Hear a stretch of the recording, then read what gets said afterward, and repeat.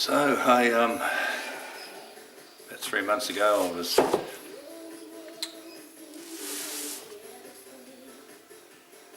diagnosed with pancreatic cancer.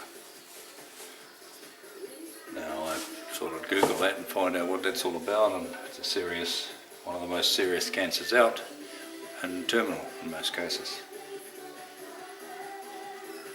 The percentage of people that get through if they have the major operation are about 5%, I think it is. That'll get to about 5 years. So I only found this out after I'd been fasting for a while, and was waiting for my urine to go back to normal, and it didn't. It stayed yellow, and it actually started getting darker, and then I started getting the itch all over, which is jaundice. So I went to the doctor, something I don't normally do because I haven't seen doctors for years. The last time I think was about 3 years ago, and for a checkup, and everything was fine. And the thing about this pancreatic cancer is normally by the time you've found out you've got it, it's too late even to do operations because it spreads.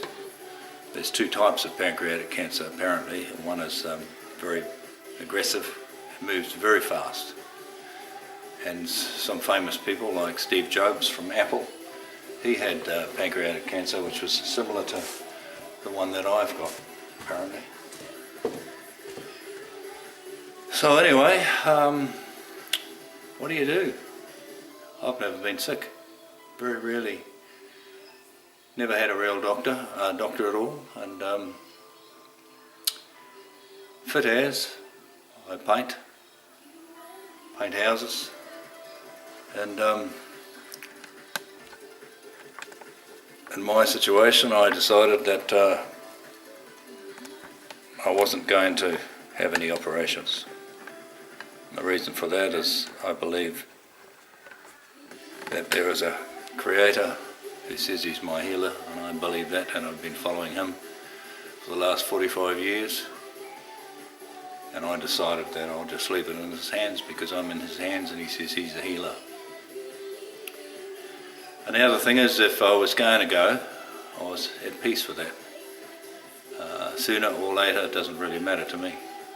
To try and squeeze out another 5 years by having major operation, which is called the Whipple's operation, which takes out half your guts and a few other organs and cuts your pancreas, and you lose your gallbladder and your spleen possibly, and they stitch you all up and you're basically out of action for about a year, I would say, by the time you got organised to be able to get back to work. And for me, that wasn't going to work. So I thought I'd do this series on pancreatic cancer, or on my situation, and run it through. Now I'm expecting a miracle. I expect the Father, the Master of the universe, to tweak the system and fulfill His word in my case. But I'm at peace either way. I'm at peace that if I were to go early, then that's fine with me. If I get stretched out further on, I'm quite happy with that too. If I'm able to fulfill the rest of my life in His ministry, then I'm keen to do that as well. I don't believe I've done enough out there in my Christian walk. I've tested the Lord many, many, many times, and this time actually of sickness has really changed my attitude very, very much in the way I look at things. Prior to having this diagnosis, I didn't have a lot of compassion for people who were sick, you know. I didn't mean I didn't care. It just means, you know, that it just never really, I was never really able to feel the way I should do about people who are sick because they go through a lot of stuff. And you're never gonna understand that unless you go through it yourself. So in a way, I think and understand that I've been put in a situation that has caused me to reflect on my Christian walk, and also reflect on life, reflect on your influence on other people, and reflect on sickness in the world. So anyway, what happened was I was meant to go down to have an operation, which is like an endoscope, gets put down your gob into your stomach, and they're able to put a camera down there and observe what the situation is and record it all, and take a sample of the disease. So I went down to do that, and I was in hospital, meant to be in hospital for a couple of days. Well, 3 weeks later, I came out of the hospital, and I was been in two, one in Toowoomba and one down in Brisbane.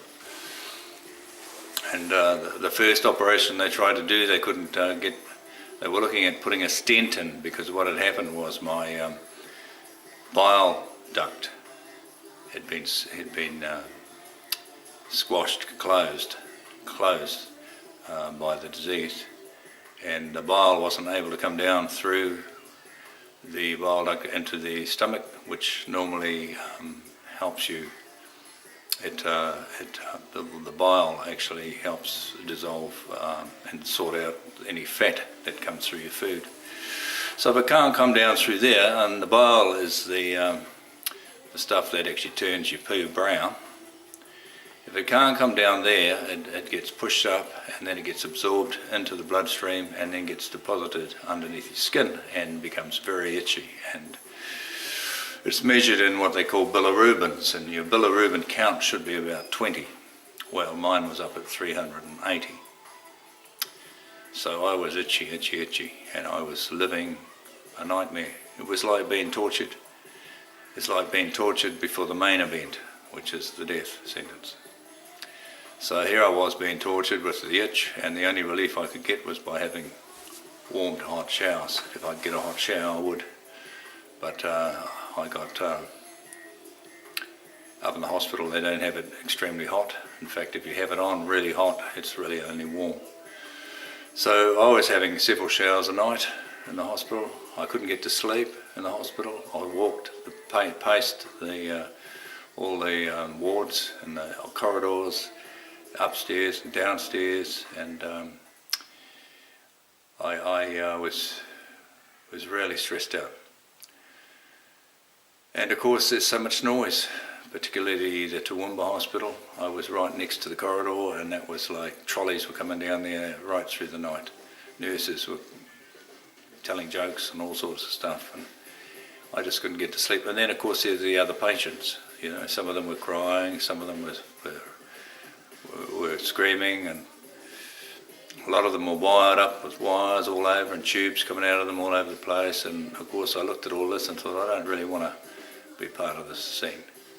And I wanted to get home, and it's not a healing place. I found the hospitals are there's no healing there at all, really. It's an operating table. You go in there and get your operation, get cut up, and then they try and get you ready to get out as soon as they can. But the only healing place is when you go home.